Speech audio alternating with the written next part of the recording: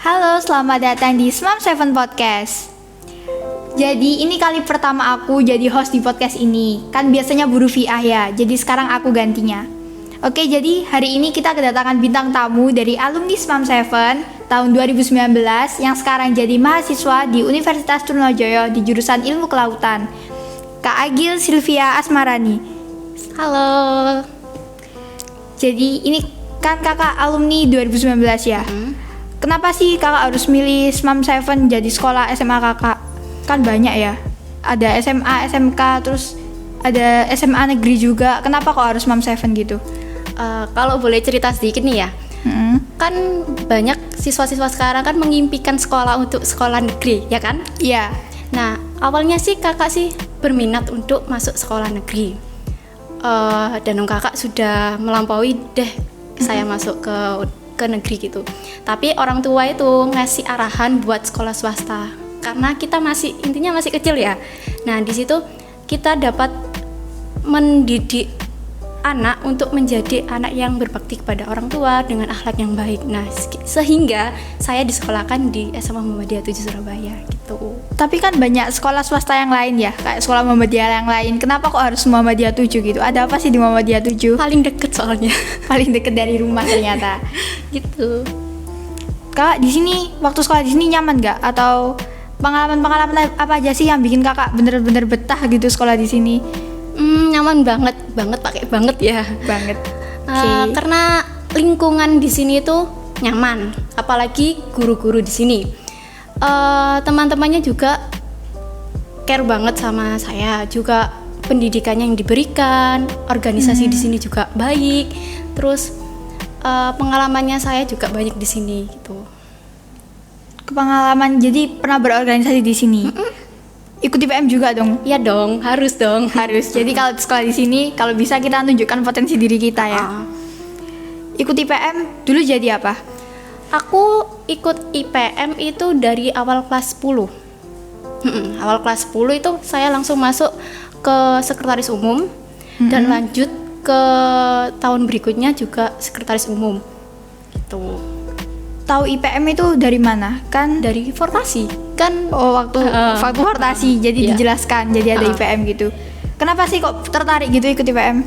Ya karena kita nggak melulu tentang belajar, kita harus organisasi karena organisasi juga menciptakan siswa untuk berani berbicara, memanage waktu dan lain sebagainya gitu.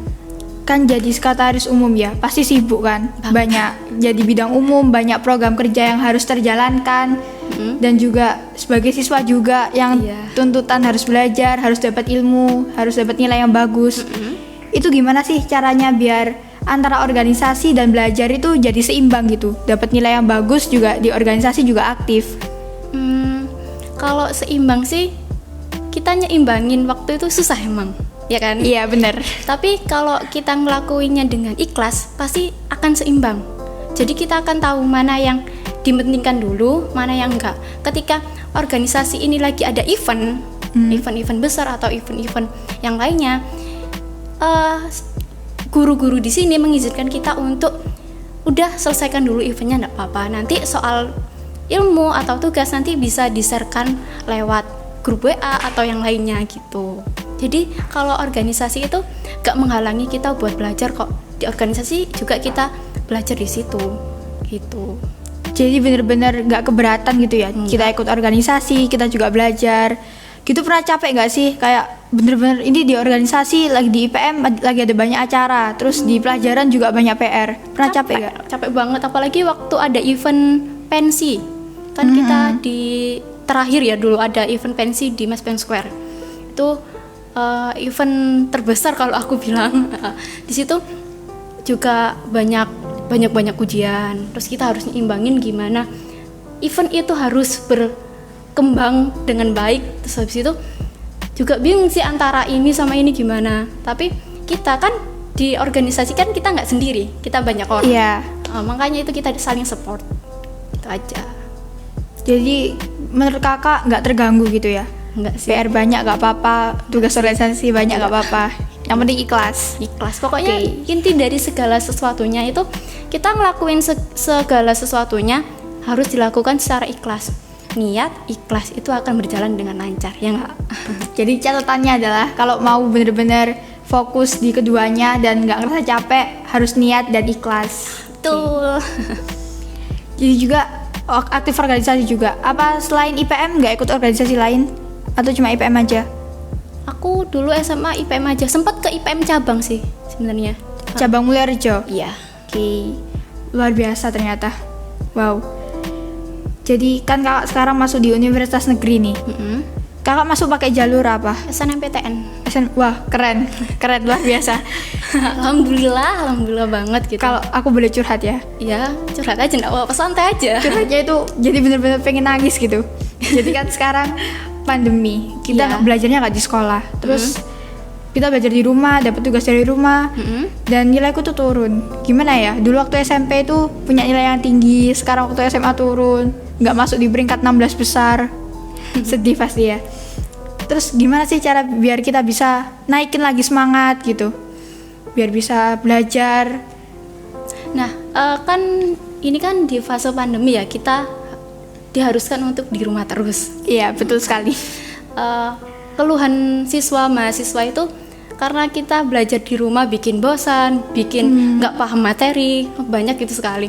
Cuman ketika kita sudah diharuskan seperti itu, berarti kita harus tahu gimana caranya kita untuk menunjukkan, oh ini loh harus gini, oh ini loh harus gini. Jadi kita harus punya plan. Kalau misalnya Oke. kita nggak paham di materi ini, Iya. search lah di Google. Terus habis itu kalau nggak tahu lagi bisa tanya. Kalau aku sih biasanya kan aku kan terbiasa belajar sendiri ya di rumah. Oh, Belajar oke. sendiri, apa-apa sendiri kan di rumah. Jadi kalau misalnya ada tugas, aku selalu nyelesain dulu. Habis itu teman-teman baru tanya, baru saya ajarin gitu. Cuman dari akunya sendiri sih, mulailah dari diri sendiri. Oke. Terus habis itu kalau kamu tahu diri sendiri, kamu mampu, pasti kamu tahu gimana cara kamu ngehandle kamunya sendiri gitu. Nah, kan itu kakak udah terbiasa ya, belajar sendiri, apa-apa sendiri. Iya. Dan ada jenis siswa yang kayak aku, itu nggak bisa belajar sendiri. Itu menurut kakak gimana? Cara biar tetap produktif buat belajar? Nggak bisa kan, kayak belajar sendiri tuh menurut aku susah gitu. Butuh seorang guru gitu. Menurut kakak gimana? Coba kan di sini kan guru-gurunya baik semua ya. Iya, pasti dong. Smam Seven. Coba kamu minta ke salah satu guru, kalau misalnya kamu nggak paham sama soal matematika, kamu bisa tanya, Bu, apakah Ibu senggang gitu? Bu, apakah Ibu bisa mengajari saya? Atau bolehkah saya ke sekolah? Tapi kan ingat, masih pada protokol pada umumnya kan? Iya. Bisa nggak, Bu, saya ke sekolah minta ajarin kayak gini? Atau kamu bisa manggil teman-teman ke rumah untuk belajar bareng gitu. Biasanya kan kalau kita kan pasti ada kerja kelompok, Iya, benar. tugas kelompok. Nah itu kamu manfaatin, ayo kita belajar bareng gitu. Jadi kita harus memanfaatkan teman kita, bukan memanfaatkan apa ya, tapi mengajak teman-teman untuk belajar bersama. Bener-bener. Gitu. Ini masuk pakai SNMPTN, keren sih. Semua orang pengen karena gak usah pakai UTBK lagi, gitu. Jadi SNMPTN kan tinggal pakai nilai. Iya. Kak pernah nggak waktu awal-awal itu nilainya turun gitu? Enggak, alhamdulillah nilainya naik Alhamdulillah. terus. Heeh. Konsisten ternyata. Konsisten. Alhamdulillah. Jadi kan kakak ini kuliah di jurusan ilmu kelautan. Kan kita nggak tahu ya potensi diri kita tuh apa sebelumnya. Terus waktu seiring berjalannya waktu jadi tahu, oh kita suka di pelajaran ini, suka di bidang ini. Itu gimana sih cara nyari potensi diri gitu? Potensi diri sendiri itu datang saat kita berjalan. Jadi kalau kamu pengen masuk ke jurusan ini, pasti kamu mikir-mikir, oh aku mampu nggak sih? Oh aku bisa nggak sih masuk ke sini? Atau aku menguasai nggak sih dalam bidang ini? Nah contoh kayak temennya kakak nih masuk ke jurusan kebidanan, dia itu kekeh banget masuk ke kebidanan, dia tuh pengen sekali, akhirnya dia tuh ngejar, dia itu belajar kayak kebidanan, belajar tentang biologi kayak gitu. Jadi seiringnya berjalannya waktu, dia itu menemukan tujuannya, akhirnya dia kecapai tujuannya. Nah kalau kakak bilang, kalau kakak saran, kalau misalnya kita ingin mencari jati diri kita, itu caranya kita asah perlahan-perlahan, kita belajar. Nah ketika kita belajar, kita menemukan, oh inilah jadi diriku gitu. Pasti kamu diiming-imingi lah sama banyak orang. Kamu pengen kuliah di mana sih gitu pasti kan. Aku pengen di UNER lah. Kamu pengen di UNER jurusan apa? Pasti bilang gitu. Kamu masih mikir jurusan apa ya gitu. Nah, kamu dari situ kamu boleh cari-cari tahu. Kamu tuh pengen di mana. Ketika kamu pengen pasti kamu akan belajar. Jadi gitu. Kita harus tahu kita pengennya gimana. Kita harus punya tujuan ke depannya mau gimana, baru bisa kita menemukan gimana kita. Iya, kan beda kalau pengen sama hobi kan beda. Iya, benar. Kepengen kita, bahasanya kepengen ya. Iya. Keinginan kita itu pasti aku pengen jadi ini deh. Tapi kalau hobi kan kita berjalan waktu tuh kayak seiring keseharian kita kan ngerjainnya. Kalau kepingin kan, oh itu ada dalam list saya gitu. Mau nggak mau harus kecapai. Pasti di situ kamu ada titik mau belajar, mau berusaha gitu. Jadi kita harus tahu keinginan kita ke depannya itu apa gitu. Jadi kamu dari sekarang ya, apalagi kamu masih kelas 10. Mungkin kalau dari saya dulu, saya tuh selalu nulis list di catatan saya. Kedepannya saya mau jadi apa? Kayak misalnya kedepannya aku di semester ini harus naik.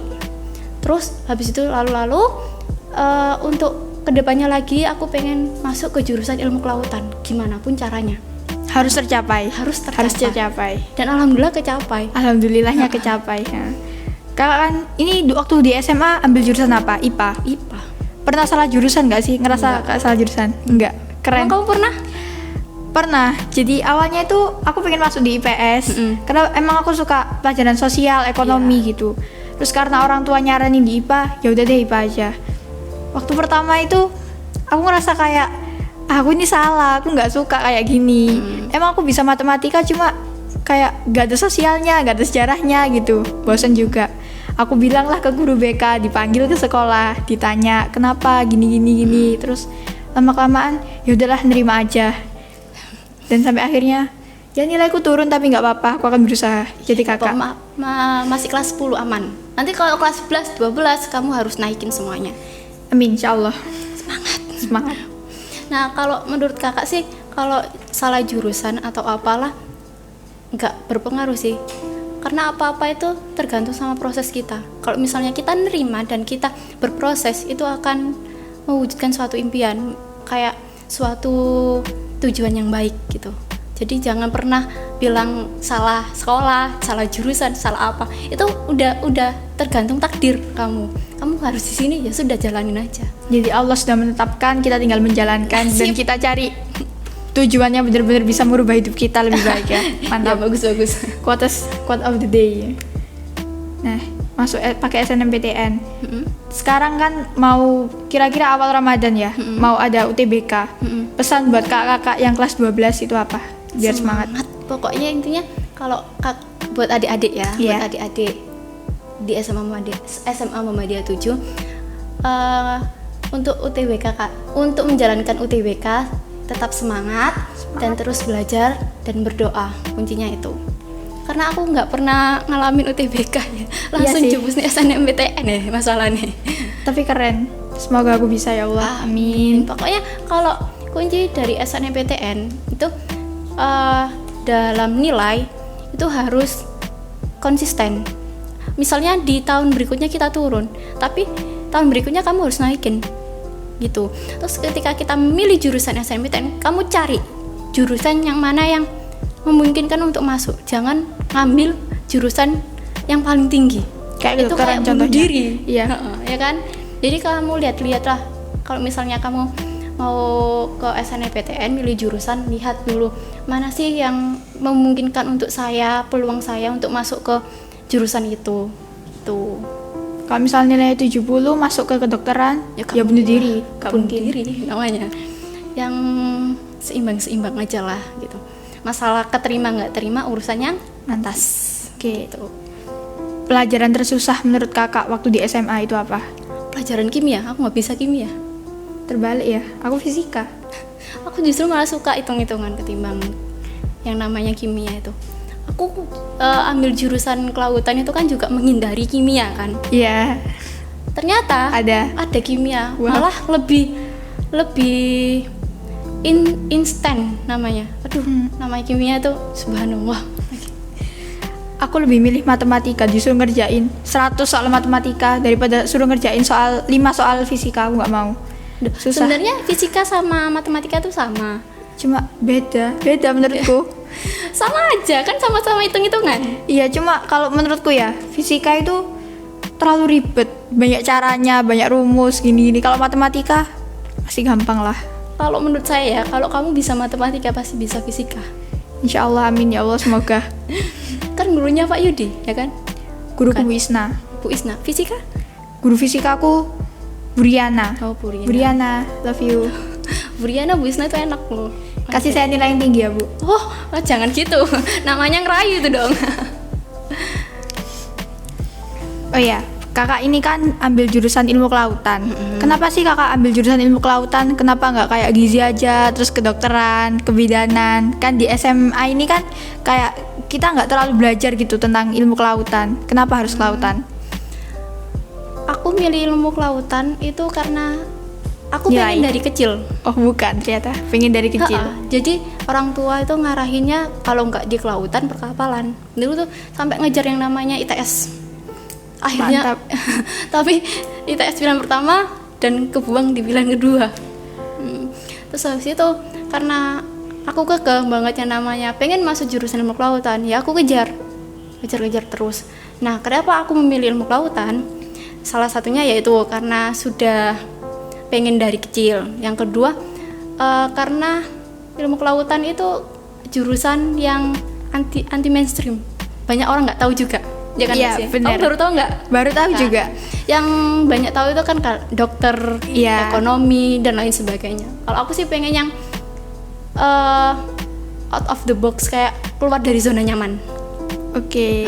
Jadi ya sudah, lakuin aja. Ternyata enak juga. Ya ada nggak enaknya sih, soalnya kan kita berurusan dengan laut kan, berurusan dengan dunia alam. Kalau aku bilang nggak melulu kita kuliah di dalam gedung, tapi seringnya kita kuliah di luar. Kayak misalnya kita harus terjun langsung ke laut, kita harus nyelam, kita harus diving. Enak dong. Ya bilang enak, tapi ngelakuinnya susah. Ya, bisa. Apalagi aku nih ya, aku tuh tahu aku kalau aku mau ambil jurusan ke ilmu kelautan, tapi aku nggak bisa renang. Wow, keren. Aku nggak bisa renang. Nah di situ kan emang kan ada mata kuliah untuk renang wajib, di situ kita diajarin. Baru habis itu ya sudah, lari-lari. Akhirnya ya udah nyaman-nyaman aja. Bisa diving gratis, menikmati laut gratis. Iya. Enak. Apalagi kalau misalnya kita tahu kan surga kan ada di gunung. Maksudnya apa ya bahasanya? Bukan di gunung sih. Kita ngelihat pemandangan bagus itu di gunung kan kebanyakan. Iya. Orang bisa naik gunung, tapi orang nggak bisa Menyelam. Kebanyakan sih gitu. Kalau naik gunung kan tinggal naik, tapi kalau nyelam kita tuh harus butuh yang namanya ilmu, kayak butuh pembelajarannya itu gimana caranya nyelam. Tapi justru surga dunia yang paling bagus itu menurut saya di laut, kayak di dalam air. Itu kalau kamu ngelihat itu dari permukaan aja udah kelihatan, kayak misalnya terumbu karang, lamun-lamun dan ikan kecil kan, kalau ngelihat kan senengnya gitu kan. Iya, banget. Apalagi kalau nyelam itu tambah bagus, surga dunia banget kalau aku bilang. Jadi pengen jurusan kelautan. Boleh, tapi jangan sambat aja gitu. Ya pasti setiap jurusan kan pasti ada enak gak enaknya gitu. Selain kelautan, selain perkapalan, pernah mikir nggak kayak aku harus kuliah di jurusan ini gitu? Enggak, aku harus tetap kekeh. Nggak pernah ganti, aku tetap dari kecil sampai aku mau milih SNMPTN gitu, tetap aku milih kelautan. Sampai aku konsul ke guru BK. Untung di sini guru BK-nya baik-baik banget. Kita tuh diarahin, kalau kamu pengen jurusan ilmu kelautan, coba kamu di sini, coba kamu di situ gitu. Apalagi kalau teman-teman kan juga sering konsul, mereka juga kadang bingung sama apa yang dia pilih. Nah, guru BK ini selalu ngarahin. Jadi guru BK di SMA Muhammadiyah 7 ini good banget. Luar biasa. Jadi kita pengen tahu jurusan mana yang bagus, jurusannya bagus dan di universitas mana, pasti kita dikasih tahu. Pasti kamu diarahin sama guru BK, sama guru-guru lain. Pasti kamu juga di sela-sela pembelajaran kamu juga diarahin sama guru-guru lain. Bener, Ya kan? iya, diceritain gimana sih kalau pengen di sini harus gimana gitu. Pengen di gizi juga fisikanya juga harus bagus. Kayak gitu. Mungkin kamu kalau di kelas 10 ya kamu? Iya. Kamu sudah dapat dari guru BK kayak arahan-arahan gitu belum? Sedikit-sedikit. Oh iya, kakak ada pesan nggak nih buat adik-adik kita yang masih SMP, yang masih bingung mau sekolah di mana, mau pilih SMK atau SMA? Saran, kira-kira sekolah yang bagus itu di mana sih? Sekolah yang bagus itu menurut saya sekolah yang mendidik kita untuk menjadi lebih baik, bukan hanya ilmu tetapi akhlak kita, ya nggak sih? Iya betul, akhlak nomor 1. Mungkin adik-adik di sini, adik-adik SMP mau bersekolah di SMA Muhammadiyah 7, yuk buruan. Di sini tuh sekolahnya mantep banget. Nggak hanya ilmu yang diajarin, juga akhlak dan ekstra-ekstra yang lain itu juga mendukung kita untuk mengejar impian kita, untuk mengasah kita menjadi sesuatu yang lebih baik. Gitu. Menurut Kak Agil nih, pesan buat adik-adik kita yang masih SMP, yang masih bingung harus sekolah di mana sih habis ini, harus gimana, masuk mana, SMA mana, mungkin apa nih pesan dari Kak Agil? Buat adik-adik yang lagi nonton atau buat adik-adik yang di luar sana, buat kalian yang ingin masuk ke SMA, mungkin kalian beringin-ingin buat masuk ke SMA negeri, tapi SMA swasta ini nggak kalah jauh loh. Karena apa? Di SMA swasta, SMA Muhammadiyah 7 Surabaya ini mendidik kita bukan hanya dalam ilmu saja, melainkan dalam akhlak. Nah, rekom nih buat saya, SMA Muhammadiyah 7 Surabaya. Top. Oh begitu ya Kak. Jadi SMA Muhammadiyah 7 ini meskipun SMA swasta, tapi muridnya yang lulus dari sini bisa masuk di universitas negeri juga, nggak kalah dari SMA lainnya. Iya, bener. Dan juga ingat kata Kak Agil tadi, kalau kita punya tujuan yang benar-benar kita ingin capai, kita harus menjalankannya dengan niat dan keikhlasan. Jadi harus benar-benar ada niat dan harus ikhlas. Bener tuh. Ya, cukup sekian ya podcast kali ini. Terima kasih Kak Agil. Sama-sama. Terima kasih semua udah menonton. Dah.